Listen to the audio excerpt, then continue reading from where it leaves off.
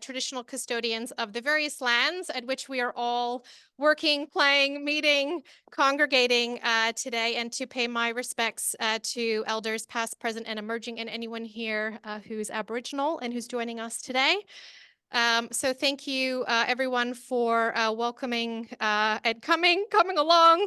And just before we get into the meat of what we are all wanting to talk about, which is to basically reflect on last year, I don't think we do enough of that, just generally speaking, to discuss kind of what is actually happening in the market in terms of business agility, what is perceived to be happening, what is actually happening, what do we think about it, so that we can actually work through how do we as a community continue to deliver better outcomes and to create a more humane world of work at Sooner, Safer, Happier. That is what we are all about. And at the Business Agility Institute, it's all about how do we increase business agility. So it's all very much aligned. So that is what we are going to be covering today. Just a quick shameless plug on what we've got upcoming. We are talking all about psych safety this quarter from a Sooner, Safer, Happier perspective. We've got a book club meetup next Tuesday, actually. So if you have read it, please join us for that discussion. For those of us in Melbourne, please meet Peter, who's going to be hosting a fantastic panel on psych safety. We'll be basically unpacking what it is, how to do it, what does it mean for leaders and teams. So that's happening in March.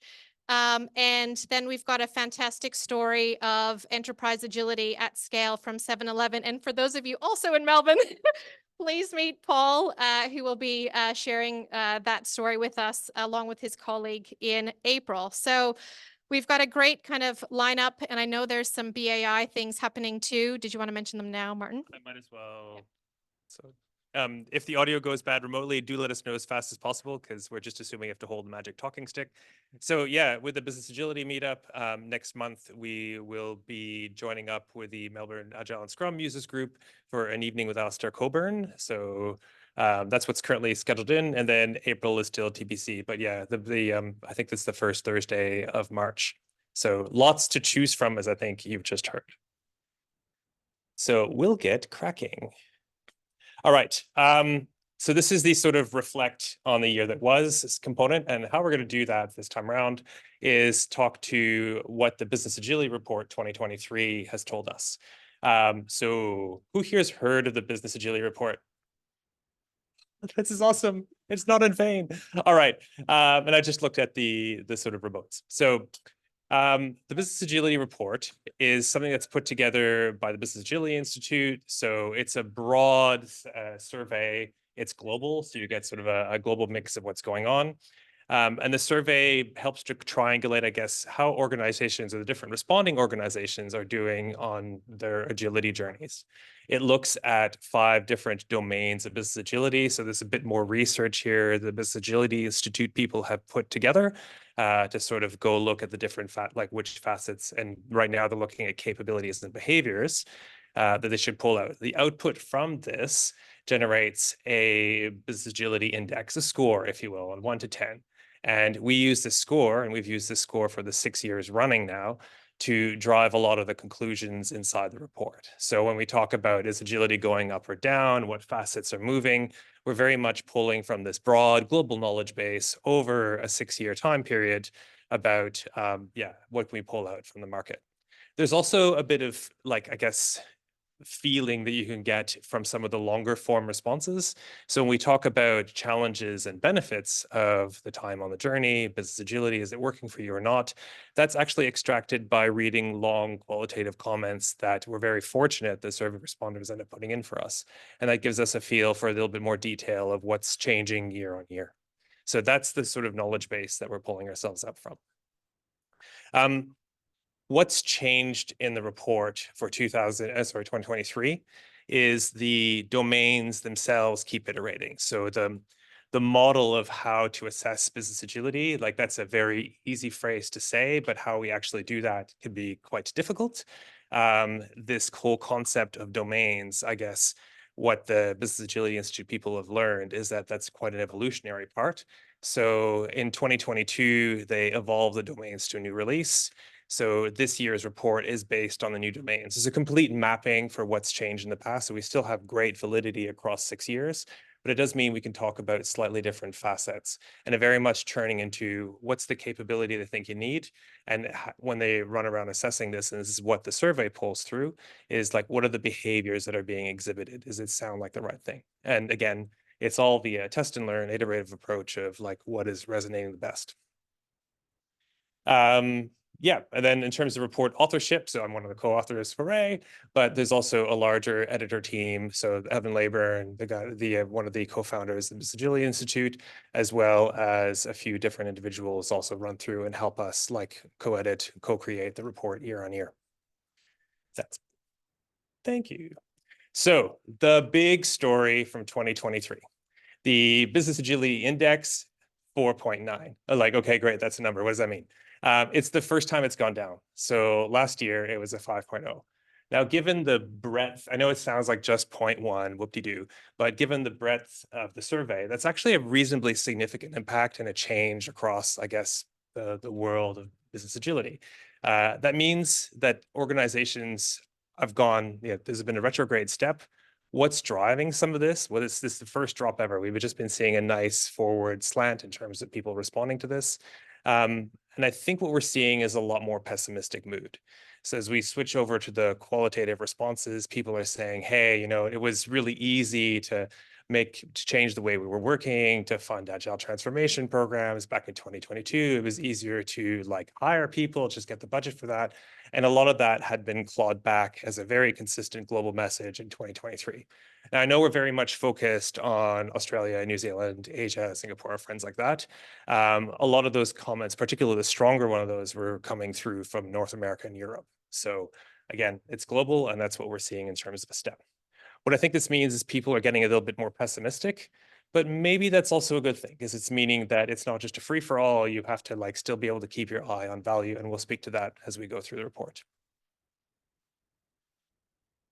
The headline trends. Okay, so there's lots of different domains of business agility on this slide.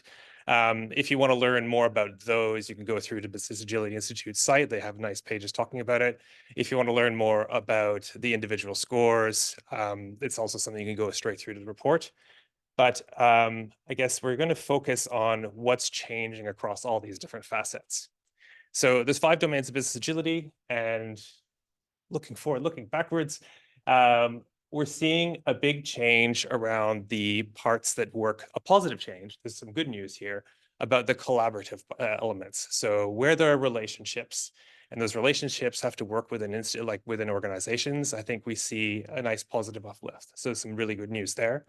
There is the so for engage culture, there's a cultivate a learning organization. So is your organization setting yourself up on average to be able to learn more? Are we moving forward with our people? So I'm going to stay within the frame here.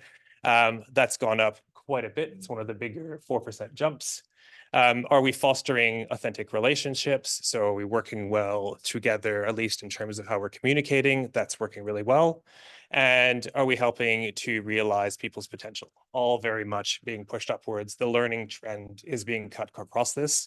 And I think that's a really good thing to say. And when we're looking at relationships here, it's not just like individuals within organizations.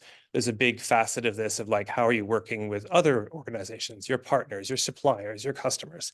That's all part of what this is telling us. It's on an upward trend. And that fits in really well from what we've observed for a long time in the business agility world. The focus on customer tends to be something that's always been driven forward. Now, what's not working so well? Where are the big downward drops? The engaged culture, working together, acting as one, having sort of an aligned vision of where the organization is going, that's taken a pretty severe hit. And some of that is probably because of the contention that's going on. There's less resources, money, people, and people are potentially reverting to type a little bit, getting a little bit like less willing to work together in that way. Again, from some of the long form comments. The ability to, from the customer centricity domains, the ability to better sense and respond what's coming. So this is what would this mean is it's potentially people being more reactive instead of being able to see what's coming in the future. That's taken a big dip. And from the flexible operations domain, dynamic funding. Dynamic funding is pretty important. We'll touch on it again, but this is like better funding mechanisms. This is when you can potentially set an annual budget. It's not like budgets are gone, but if the conditions on the ground change, how hard is it to change your funding? Dynamic funding has taken a massive hit. And what's too bad about two of these downward parts, the what you call it, sense and respond dynamically and dynamic funding, those are two of the key predictors of business agility, which we'll touch on in a sec. I think now is a good time to take a quick stop and sort of stare at the rooms, virtual and whatnot. Like, is this, what's driving this? But also, are you seeing the same thing? As a quick, yes, no, and we'll poll, I guess, if we can via Zoom. But heads, yes, heads, no. Are you seeing about the same thing? Does this resonate with you? It's a good test. Thanks. So let's look into a little bit more about what's driving it, and we'll get some results from online shortly.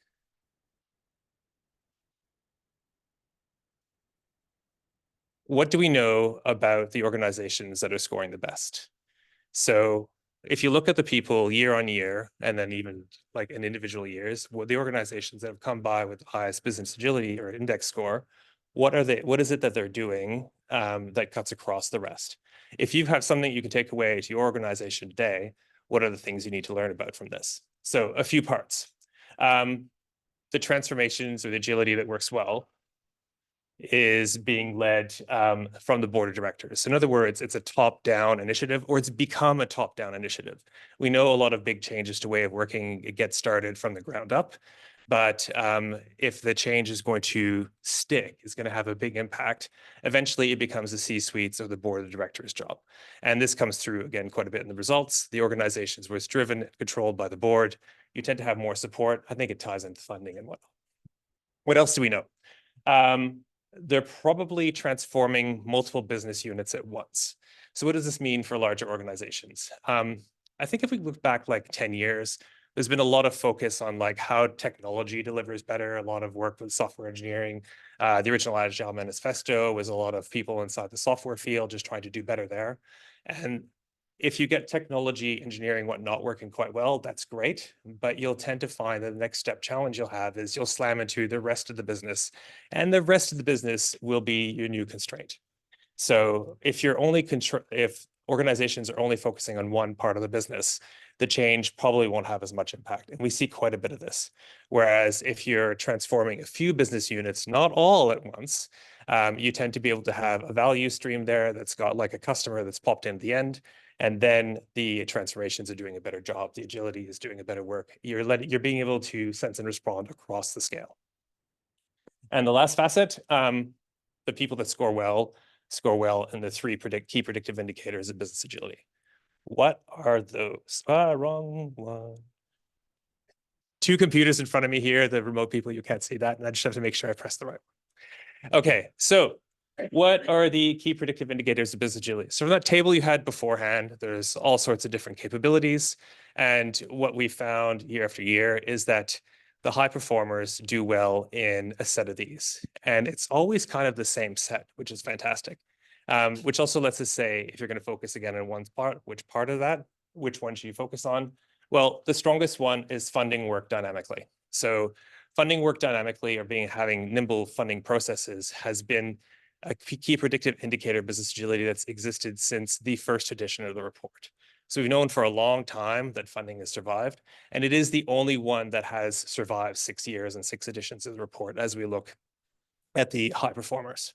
So if there's one thing you can do, but it's not easy, is help to have conversations about having a more flexible funding system. That's likely the thing that will best impact the entire organization, the local area you're working in.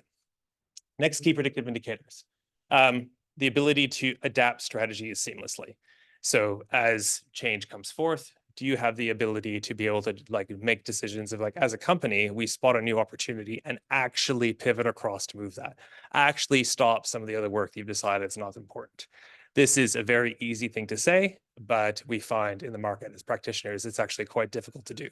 The better you are, the better your organizational muscle will be able to pull this off, the better odds that actually the whole organization will be a lot more nimble. And then last but not least, that ability to sense and respond proactively, which one we mentioned has taken a big hit this year. But yeah, the ability to, have forward-looking indicators, feedback from customers early before they walk out the door, tends to also mean that you've got yourself a much more nimble organization. Now, a few things the report has a lot of different facets. I've just picked a few to sort of focus on, what does this mean for sizes of organization, time on journey, and then we'll spend a bit of time on some geo information.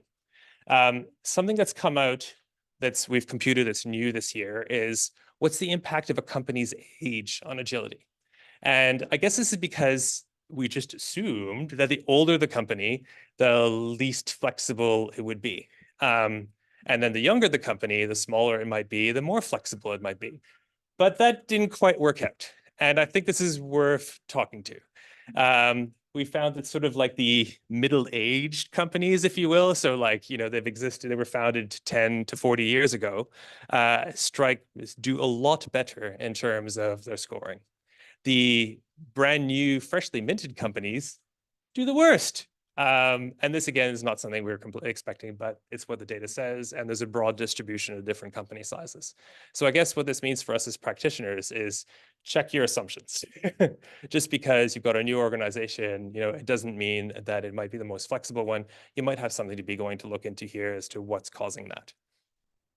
Provide a hypothesis. You can provide a hypothesis. So Martin, just on that, so having worked in startups, my hypothesis would be that the reason for that is because of the nature of growing how they are from a team that has probably been super cross-functional, collaborative, two-pizza team, all those rules, to then scaling out even further. You actually need to put time and energy into the fact that you've gotten bigger.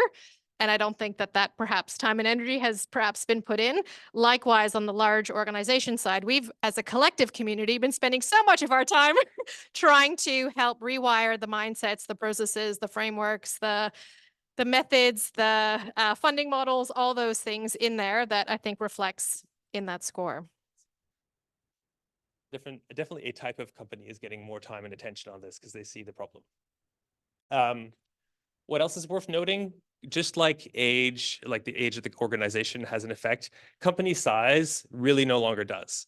And this is another evolving shift. So when the report started off, there's sort of different framing, 2018, definitely smaller organizations, and then particularly that tranche that had made it from 15 to 150 people, that 15 to 150 was the most nimble, strongest scores for a few years straight. And then the pandemic hit. And the effect more or less vanished. So 2021, it was almost like, okay, it's still statistically significant. There's something here. And then last year, it was gone outside of the ultra small companies for a bit. We're saying they were doing a little bit better. This year, though, when we look globally, there's no more effect. And the term globally is quite important there. But we can no longer reliably say that the size of an organization directly correlates to its nimbleness. And I think with your, the assumption you've been making, Muir, the theory, is that a lot of larger organizations have been investing in nimbling up. What can we say about how long it takes to affect a change? So you're an organization, you're the CEO, whatever, you got this feeling of malaise. I don't seem to be able to execute quite as well as I want to be. I'm going to eventually make a pitch, decide to look at the way of working, try to make a change on that. We're going to bring in some transformation people. How long between that idea and starting to move towards it and getting benefits? So in past years, we were definitely seeing it took about 2 years to get the first tranche of benefits out of the work. And then there's another big shift that happens at 8 years out. We're not going to talk too much about the 8 years out because what's happened about 8 years along the way is that the change process you've put into place, and hopefully it's a continuous change, a continuous improvement, it's actually fully taken hold. And that's what goes on and takes 8 years' time. That's a long, long, long time for all of us. It's a long, long, long time for most organizations, but that's why there's a big kick of benefits over the 8-year mark. Much more interesting is when things happen earlier. So in past years, we saw a big shift exactly at the 2-year mark. That was kind of more or less around the 2 years. So you could say from the time I start to the time I can actually have bankable, useful results, we're driving benefits from investment. 24 months-ish have elapsed. That's where we were in the past. This year, we looked in a little bit further. What's unpacking those benefits as they come through? And that's why we're now talking about some benefits at 1 and the 3-year mark, because we got ourselves a bit more clarity of like about 1 year in, the like people first leadership, your servant leadership parts, like from organizations that want to change, they have leaders, sort of driven from the board or whatnot, that they want to bring in facets of change. Those leaders tend to pick up this sort of mindset shift towards servant leadership. And that benefit comes through nice and fast. And this is a really good result to see in the data this year, because the sooner we can start showing benefits for what we do, just the sooner it is to keep on going, I guess, with the work that we're collectively pulling off. Then once you start to extract that first year benefit out of the way, it means the bulk of the next tranche of benefits starts showing up at the 3-year mark. And that's where we get like some more, the stronger customer driven benefits seem to come in, because it takes a while to percolate this level of change. The change is slowly trying to form its way inside the DNA, and that fully banks itself in at 8-year mark. But I think that really helps us as practitioners now. If you work with the leaders, the right sort of leader, the people that want to make this change, the payback of that tends to come in a lot sooner than we were previously expected at 1 year, the next tranche of 3. Any data on companies that go back and go forward? Ooh. Okay. Yeah. So we have a question in the room. Do we have any data about companies that go backwards or forward? As in, like, is it a linear progression? So I can't answer that question off the top because I don't know the answer to it. Because we haven't really looked at is the journey linear? I'm not sure. But what we can see is answer maybe a slightly different question. And that's kind of like the second block I have up here right now is, so for all the organizations that start this, how many actually report benefits? Is it everybody? You want to guess? No. So there's been about 45 organizations that have responded to at least half the surveys of the past 6 years. So we have at least 3 data points. This is the benefit of running surveys for extended period of time. What can we learn from them? So of those 45 organizations, about 65% of them have improved. So there's an improvement. The improvement's quite big, there's like 25 to 30%. That's fantastic. But that does mean that the rest of that tail isn't running quite as good of a ride. So after that, there's about 15% of them. It's kind of like, well, we've been doing things, but we don't really see any benefit. And then there's, of course, a negative tail. We haven't really looked into what's causing this tail because it's a fresh question I think we need to ask ourselves as we write up the report or change the survey for what we want to learn in 2024. But it is the first time that we now have a reliable time series of like, how many people that do this, of those that report, how much do you see that have a benefit? About 65% will see something positive, worthwhile, and the rest of it will either be neutral and yep, some probably for, I'm assuming, other factors, or we're assuming right now this is what we have to learn, take retrograde steps. A quick question. Can I add something? Yep. So just on the data piece, like I think a survey is based on respondents answering a set of questions, telling them how they feel or what they perceive of the situation. I think part of my challenge, perhaps back to all of us, is in the roles that you're in the organizations that you're working in, do you actually have data? What are your measures? And I think that would answer the question, Martin, because I'm not sure that we have really great data. I've been looking for it. It's hard to find. So I think we need to, as a collective, need to start tracking it. And that would also help the survey, I'm sure. Absolutely. There is a night and day difference between organizations we work with where there's loads of this data available because there's a keenness, and the ones that want it but haven't figured out how to pull it out yet. We have a question in the room. Martin, are you going to be showing us the correlation between what things are working well versus return on investment, sales performance, profitability against the company, so you can see that curve kind of matching, or it just had no correlation at all? I'm just interested to see all the inner works that people do. They're happy and amazing, productive, but if it doesn't have any Great relationship with sales, then the sport title. I'm going to repeat the question because of the remote people. So like, are we going to look at some of the challenges and benefits, particularly the benefits and where those come through and where like, how does it manifest itself? Yes, that's where I close off. You've potentially asked a slightly different question too, though, of like, where does it manifest and which part of the organization? That level of detail, we don't really unpack. It's like, what is the whole organization telling us from a few data point respondents per bigger org? But I think back to Maria, your point is as as a company, you know, regardless of what you are, if you need, this is the questions that individual companies should be able to answer for themselves, but probably find hard to because you need to have the data set that you can trust behind that. There was a question somewhere. So we'll skip into, because of the focus of this, or the meetup cohorts we have here. So what does all this mean for our specific regions? Because we've spoken a lot about global, but what does it mean for Asia and Oceania? When the report says Oceania, they mean like Australia, New Zealand, and the Pacific Islands. I think Timor-Leste as they pull through. So most of the respondents are Australia, New Zealand, we say Oceania.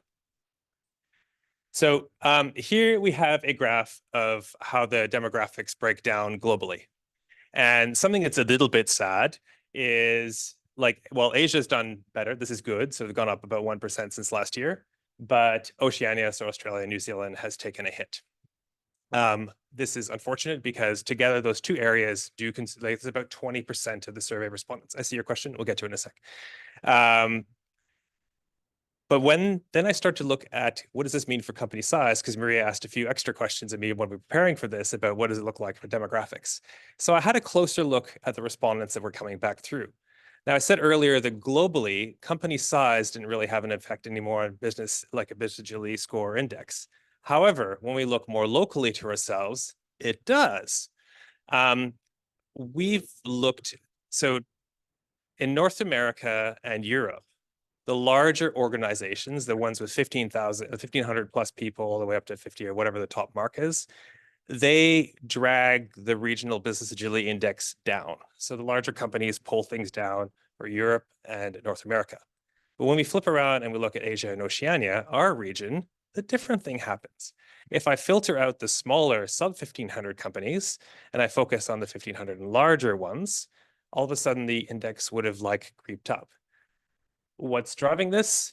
Not completely sure. The data does not yell it out to us, but it's an interesting geographic like difference. It's something about, you know, the environments that we're in, and something to be aware of again as practitioners is here the larger companies by quite a bit of information or data are pulling us up.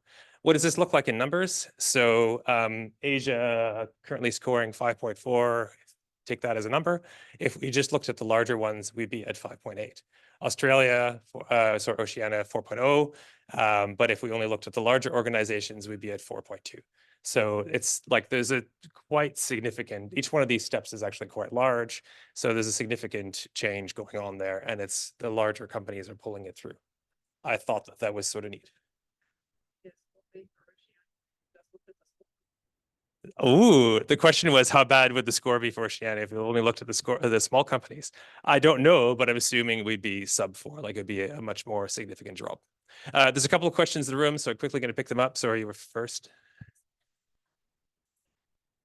Sure, these geographics are around agility and how long it's been experimenting. So, for example, a hypothesis might be in North America and in Europe, play around with agility for over 20 years, where those concepts might be newer in Africa and Asia, for example. Are those any correlations from that perspective? And even in Australia, you know, we played around with it for decades. Does that length of maturity actually correlate to these scores? Okay, that's a really good question. So I'm going to repeat the question. Does the amount of time in years per region, like has potentially some of these regions been focusing on agility longer than others, and does that have an impact on the scores? So what's been neat about the report is completely like organizations that do not care about agility generally don't answer this sort of survey because they just don't care. So what it's picking up is organizations that have at least an interest in the improvement, right? They might not be getting anywhere with it, but at least there's like an interesting improvement. I think that's how we've been reading the data. Sorry, that is how we've been reading the data since the start, is more like, what is the size of the people interested? How many organizations as a percentage of the respondents are coming from the different areas? So like Africa has been the smallest responding area, followed by South America. But that's where we started. Now that at least that corpus is growing, there's more than one company responding inside there versus 2018. So I think we're seeing it more as like how much of it is participating, how are people interested in it regionally, while knowing that the data set we're looking at is very much driven by organizations that are at least seeking to have a change, people working in there that want to make a change. Conscious of time, but really quickly, the next We got question. a question in the chat. Oh, cool. actually, Do a chat. around- So the question in the chat is New Zealand better or worse than Australia? Does the data tell us that? It might if I looked at it a bit closer. I did not prepare for this question. Thank you, Kiwis. I'll have to pull it through. Yeah, I don't know. Like yeah. Yeah, sorry. In terms of like which one, the only place I've looked for geographically what's going on to sort of unpack it a little bit more has been specifically looking at what we're doing here in Asia. Woot. I will do one last thing when it comes to regional differences. So in the domain of flexible operations, particularly to our little friend funding, the ability to fund work dynamically. This is something that Asian companies are generally doing much better than the rest of the world. It's like, the investment is there, the benefits are coming through in that space. And because it's one of the key, like 3 key predictive indicators, the most powerful one, in my opinion, this is a really interesting thing to note. Again, the surveys are all about telling you, and reports are all about telling you where this activity is going on. What we mean by this is like people like the beyond budgeting individuals, it's not about throwing out the budgets, it's just about recasting how you do it and give yourself some flexibility. And there's just been a lot of interest over there. I would love to hear from more organizations that are trying to do this. I think there's a thirst for it in the market, Martin's personal opinion here, but switching across to it is a very different and difficult journey. So I'm going to try to speed through and finish a bit on benefits and challenges. So as we move to this part of the report, it's all from the long form verbatims. The people are really like, you could tell the passion when you're reading this about what's going well and what is not, which makes it a lot of fun to sort of collate and tell you something about it. But yeah, we get a lot of sentimental data. So to speak to, I think what you're trying to ask about the benefits, what does that look like? Benefits have been really interesting, a bit of a journey. So over the past few years, like the top 4 have been more or less swapping spaces. Some years customer satisfaction is quite up like it is now. Other years employee satisfaction, I think during the pandemic, was pushing up a little bit higher. But this is like the organizations that score well, what are they telling us? Long form is the benefits of the journey so far. Even the ones that might not have scored that well, but like which parts of the whole thing is going well, the benefits that come through, this is what we're focusing on now. But what's been neat is people have talked about, well, I'm able to get my business outcomes. I'm able to get better value out of the organization. And that's been further quantified. Like 3 years ago was the first time somebody said, hey, we're actually seeing financial benefits from this. Last year, that voice was stronger when talking about business outcomes and value. And this year, it's really strong. So a lot of the respondents, when they talk about benefits, like, I'm getting more a business outcome or value out of this whole initiative, it's paying off, and it's literally paying off in terms of like dollars flowing in. I think that really helps us. Again, this is one of the biggies for practitioners, is once you can start connecting the work that you're doing to like a positive upshift in terms of revenues, it makes a change, particularly difficult ones, a lot easier to be able to promote.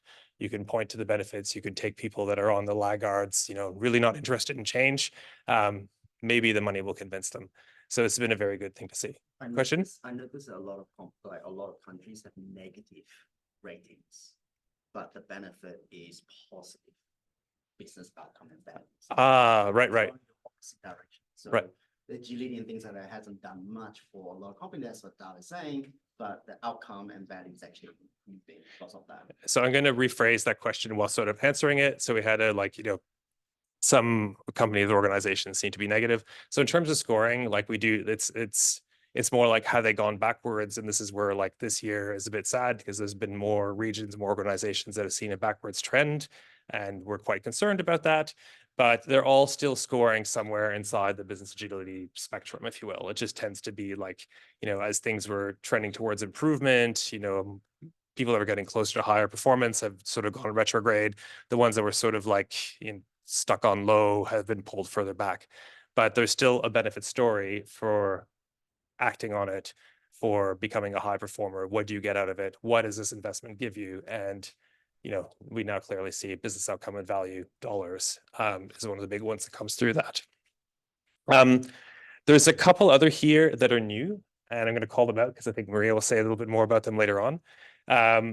Other significant benefits that have shown up this year is people are talking about capacity planning and the ability to innovate or rather experiment, like run experiments inside the organization. This is new. We weren't hearing about this in past years, but it's more than just one or two here that are telling us about capacity planning. So the benefit is sort of expressed as we have better ability to choose the work that we're doing, and we're sizing the work for the people that we have. In other words, we're not trying to we're not exploding work in progress.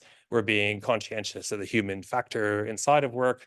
And then we're able to better deliver because we are focused. Same thing with experimentation specifically is, we don't have to run a 500-page business case to be able to get an experiment off the ground. It's feeling more lightweight. The organization, a benefit of business agility is it's easier to actually get out there and test and learn.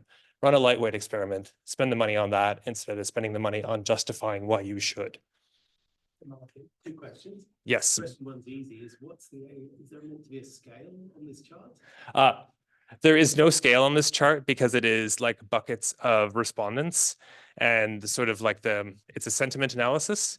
So what you do with sentiment analysis is how frequently did these like word pairs show up inside the long form responses. So it doesn't make sense. They're only valuable relative to each other.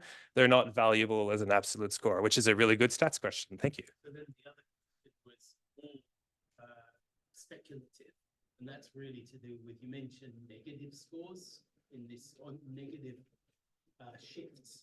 Yeah, some organizations. So, question about some organizations have gone backwards. Yep. Yeah, and I just wonder, is there a possibility this is to do with the sort of negative economic headwinds we had over the last 12 months? Yeah. Right. So the switch to using the right computer, Martin. So it's almost like a leading question. So I'm going to answer it with the challenges page. So for some organizations have gone backwards. Is that tied to leading economic headwinds, contractions and spend and whatnot?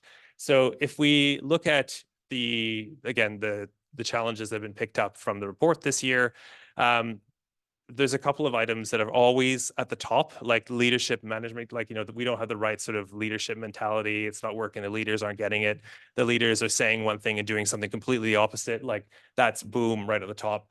And then the second one that comes through is like, oh, well, the whole organization doesn't want to change. There's resistance to change. That's been constant ever since we've been doing a thematic analysis inside the report. What's more fun is like what you get inside the rest, but also what's the other cross sentiment that comes through. And I think when people are talking about, hey, we have unsuitable practices and processes, culture isn't working so well, the funding mechanisms are broken, whatever, or I can't get any funding. It's along that line, like there's now a stress inside the environment, like the revenues aren't where they should be, the clamping down on the spend, both in like ways of working and people. And that seems to be coming through quite a bit, particularly when I poke at responses that seem to come from North America and Europe more than anywhere else. There's a very strong message there that like financial market contraction is causing some organizations to revert to type. Can I just add Yeah. on that? Because I think, Martin, it's almost a question a little bit for all of us too, because what I'm saying is the economy has tightened. I don't see big transformation budgets anymore. And everyone is trying to not do more with less, because hopefully we're helping them to do better with better with what we've got. But leaders are being challenged to around where they're spending their money. Where are they spending their time? What are the teams up to? Are they actually creating value? And this is where it's actually gotten harder. We need to focus in on delivery and how do we actually focus on executing on strategy. What is the customer value? This is the one thing we should be asking, I think, every day. What is the value? And then let's measure it, because we need to show that connection. And I think that would help. Measuring is good. I'm going to do one final call out on the challenges. So here we have inclusivity, and I guess we're really searching for a better word. So this does not mean diversity and inclusion style initiatives. This is more like how inclusive is the change across the entire organization. And the piece of feedback here, which is quite substantial, what, number 6, 7, whatever, is organizations say it's hard to do work across different business units. It's hard to do work across different organizational silos. So when there are challenges to adoption, it is easy for us to sit here in this room and say, yes, of course, you should be transforming or changing, like including more business units, more parts of the company as once, cut across value streams or whatever. But actually doing that is, not a piece of cake. And we think we should really recognize that facet being there. So to sort of close off, what's the summary of 2023's like sort of leading? We have this global drop. We have the scale has gone backwards for the first time. There's definitely a lot of organizations that as a result have been contracting and gone backwards on that.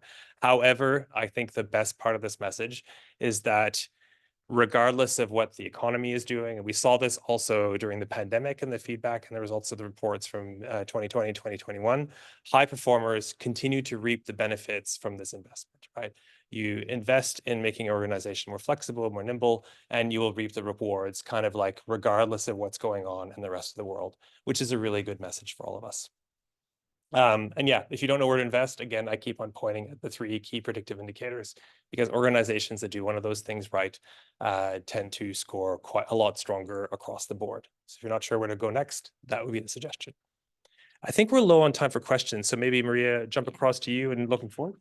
So maybe just a pulse check, actually. Having heard all of this, how are we feeling? Are we feeling positive? Are we feeling doom and gloom? What is our sense? Yeah. Okay. So a little bit doom and gloom, a little bit not sure. What about in Sydney, Auckland, online? Or feel free to drop in something in the chat, their virtual team. How are you all feeling? Not sure. There is hope. Okay. Thank you, Luke. Not sure. Yep. Shout it out. I don't want more big transformations, but yeah, funding has dropped. Yeah. Got to prove it, haven't you? Like anything, data, everything we do should have an outcome. We just need to be more proactive on enabling that storytelling, because we can tell stories well, but those 2 things correlate between the most significant benefits and the biggest challenges is basically leadership. Well, leaders want money. Ultimately, what we should be doing should be creating some form of value.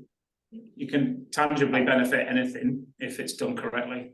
And measure it, like you said, yeah. So you can actually demonstrate, otherwise it's just. You've got to do it from the start. Leaders love safe beginning. Yeah. Yeah.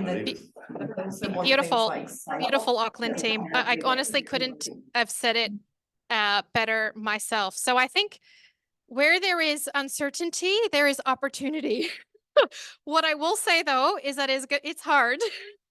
And I think it has been hard. And the people that we're working with are also feeling it too. But the need for change has actually not gone away. In fact, it's gotten more. So its opportunity is higher. If I look across industry, across banking, across energy, across insurance, across public sector, I'm looking at people. As I look at retail, everyone is making some sort of ways of working improvement. I think we just need to find a way. So I think all the things that you said there in Auckland, I think is totally spot on. And I think the things for us then is, because this change is going to be hard, the fact that we need to sense and respond is constantly there all the time, which amplifies the fact that change is constant, change is hard. We need to make sure that we're making it sustainable. And that's probably the first thing for 2024. The second thing is that we've got way too much on. I don't know anyone. It's February 1st and I'm like, oh my goodness. And so whether it's the commitments from an outcome or customer value perspective, or it's how much change we're actually looking to inject in the system, it's how do we actually manage that? Because that is all WIP in my mind. Improvement is work, and we need to help everyone think of it as work. It needs to be prioritized just like everything else, but our WIP is too big. The 11th and 12th biggest challenges. They weren't on the board before. Capability, like WIP capacity limits. Oh, sorry. Yeah, we should just do this. So on the board beforehand, we showed 10 challenges, but number 11 and number 12 are very much like human capacity limits are not being respected. There's just too much coming in. WIP limits are being well exceeded. I'm not getting anything done that has value delivered at the end because I'm doing too much stuff at the same time. Yeah, and that means that it's not just feature, feature, feature. That means that it also needs to be continuous improvement in terms of how the system is actually operating. So that's kind of takeaway number 2. I think takeaway number 3 is that we need to articulate the value. We need to focus on delivery. This is not about agile for agile's sake anymore. If anything, this is a wake-up call. The numbers that you presented, Martin, there has been a dip, although it's a little bit more positive from all the large organizations that we are working with. However, it still has been a dip. So if anything, I think this is a call to action to all of us to think about the framework. It is not a one size fits all, as my shirt is saying. Think about the value that we are creating. Think about how we are taking people on the journey, how we are trying to actually execute on strategy, create the visibility, and measure it. I think I can say that probably 3 or 4 more times, to be honest, but it's then how do we measure it? And we need to close that gap. And so then what that means for us collectively, hang on, I'm doing the same thing Martin is doing and looking at the wrong computer, is we need to then look inwards. We need to actually strengthen the muscles that we have to actually be able to work through this. We need to think about how we're making change, not quite so big, but smaller. Think big, but start small. Then we need to stop starting. We need to focus. We need to start finishing and prioritize. We need to actually stop work. This goes with not just the work that we're working on, but also the improvements that we're doing. And this is then how we can help create that focus and flow. These are the muscles that we each individually need to have, because if we don't have it, we can't help others. Prioritization is really hard. So how might we get better at that? And then I think collectively we can help evolve the systems that we're working within. And then it's the system changes. So now taking a systems thinking mindset, this is actually, I've been reading a little bit about this. This is one of these skill sets that is a ninja move for everyone working today, working tomorrow. It's how do we then start to think about how does this all work together? And I'm just going to pick on the things here that Martin's already spoken about. It was a coincidence. But it's about value streams. It's about strategic definitions. Love OKRs. It's about the funding models. Let's not talk about BAU and change anymore. Let's allocate, money to people and teams delivering value, not the work. It's about how might we then create the shift fundamentally in strategic portfolio management. So PMO to VRO, if that's a thing for people, and then lean controls. I don't know how many conversations that I'm in where all I hear is governance rage and all I'm doing is creating reports for reports' sake. So how do we have the right governance? So yes, we need some control, but how do we then do that in an effective way to then manage that, but also then to execute? I think those are the things that are unlocked within that. And obviously, That was the challenge of unsuitable processes. Like it really speaks, I think, to lean controls. Like people are raging about why do I need to do these extra steps that don't seem to have value anymore. As practitioners, we have the ability to call that out and reduce the process. I think that's a really big opportunity for us. fantastic. That's it.